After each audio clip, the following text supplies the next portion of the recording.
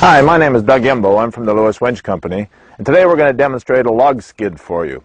We found a large log down in a wash where we can't get to with our pickup truck, so we're going to try and pull it up here and then skid it in for some firewood. This particular log is about 24 inches in diameter by almost 11 feet long, so we figure it probably weighs pretty close to 2,000 pounds. So the first thing we're going to do is just pull the pins out of this trailer hitch and get ready for the other one. Out that one goes. And this is our Lewis winch trailer hitch mount. Just goes in exactly the same way as your standard trailer hitch into a 2-inch square receiver. Line up the hole, in goes the pin, and the safety pin on the other side. Now our anchor point is ready to go. So I'm just going to put some gloves on so I don't pinch my finger as we're setting this into place.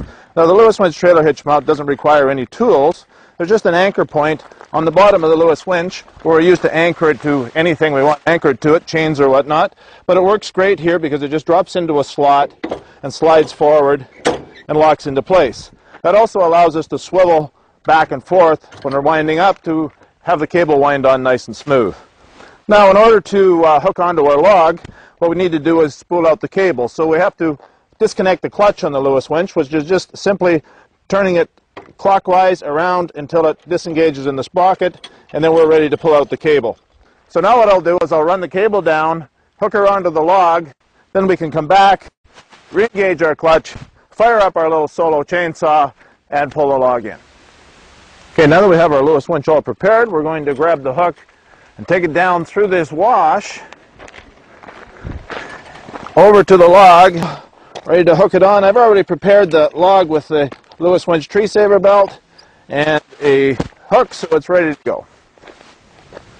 Okay, now that we have our cable strung out and attached onto our log, the next thing we have to do is re-engage the clutch, which again is very simple. You just have to make sure you're lined up with one of the holes in the sprocket and spin that into place. It makes a nice click. You know you're engaged and everything's ready to go. Now we should put on our safety glasses just to make sure we're safe, and fire up our saw, and we have to make sure we take all the slack up in the cable before we hit full throttle, and then we can open it up and start pulling that big log in.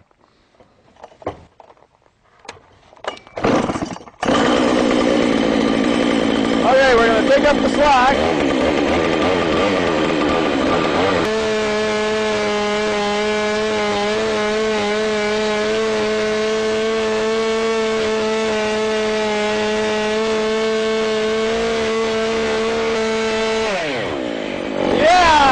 Look at that, we brought her right up through the wash. Isn't that amazing? Hey, the Lewis winch does it again.